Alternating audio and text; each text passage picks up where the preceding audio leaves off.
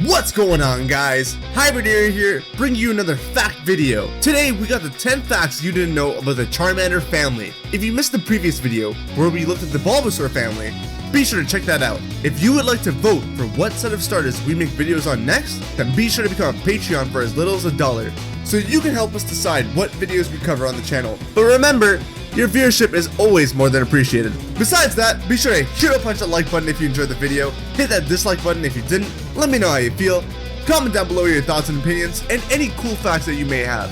Share the video around, and finally, subscribe and hit that bell icon so you'll know when I'll post videos, such as the 10 facts you didn't know about the Squirtle family video.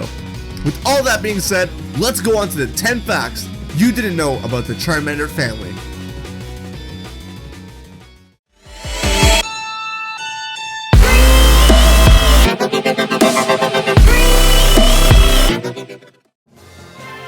Number 10. The Charmander family has gone through quite a lot of aesthetic changes. Early artwork of the Charmander family shows that they were once drawn differently. Charmander over here looks relatively the same. It's just portrayed to be a bit more aggressive than we know it to be. It has fuller bluer eyes and... Wait, what's this? Spikes! Yes, it seems as if Charmander was supposed to have a little bit of spikes on its design. It seems as if Charizard was intended to look differently as well, with a bigger, stronger, and tougher looking jaw, as well as a single horn like Charmeleon, rather than the two horns that the flying lizard bears today. Number 9. Charizard, Tauros, Machamp, Lapras, Stoutland, Sharpedo, and Mudsdale are all ride Pokemon. However, Charizard is the only ride Pokemon that isn't a part of the Alola Dex. All the others are catchable in Alola, but no member of the Charmander family is. This pretty much confirms that Charizard only became a ride Pokemon because of its popularity. But can you really blame anyone? People have been waiting to fly on Charizard ever since it was released, especially since you couldn't fly on it in Red and Blue. Number 8. There's a bee named after Charizard called the Chilecola Charizard.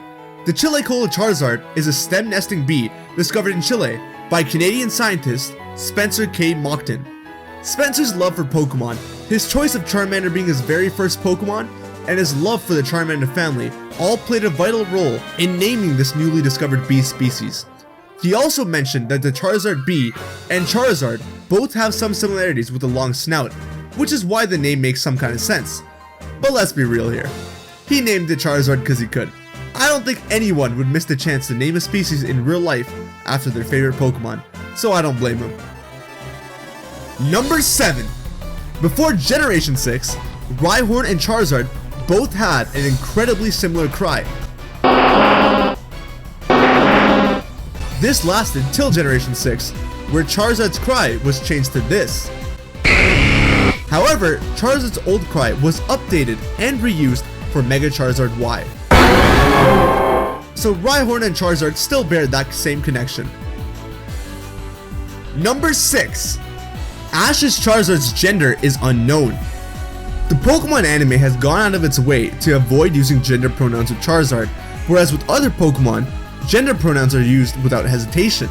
In the dub episode of Thanks a Lot, Brock refers to Charizard as he, but this isn't considered to be canon, as the Japanese anime has never mentioned anything of the sort.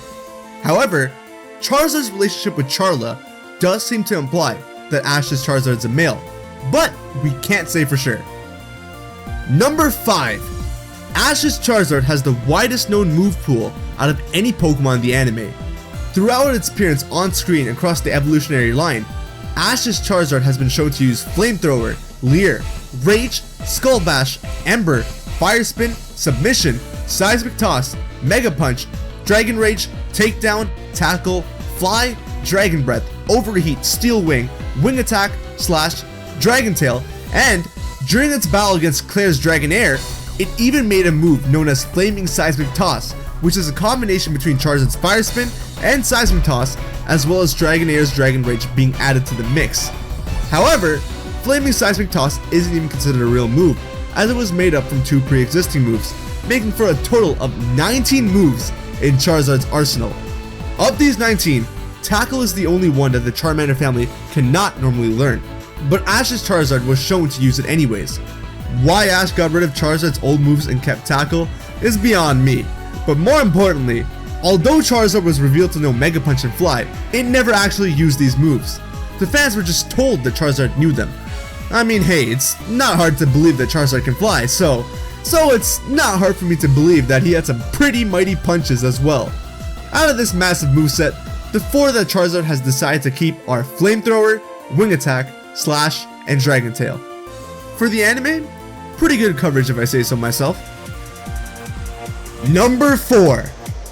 Ash's Charizard has appeared as a Charmander for an entire episode after it had already evolved into a Charizard. In the episode Snow Way Out, Ash and the rest of his team used Charmander's tail to avoid freezing to death. However, Charmander had already become a Charizard at this point. It actually became a Charizard almost a year ago. This only happened in the localization of the show after the Porygon incident. Episodes had to be reshuffled, so this episode didn't come out for almost an entire year, which caused a ton of confusion to young fans across North America.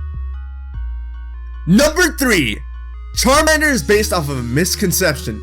Philosopher and scientist Aristotle lived from 384 BC to 322 BC. He was a very wise man, and people believe this word without hesitation. But wise men also make their mistakes, and one of his mistakes was thinking that the salamander's body was cold enough to the point that it could put out fire.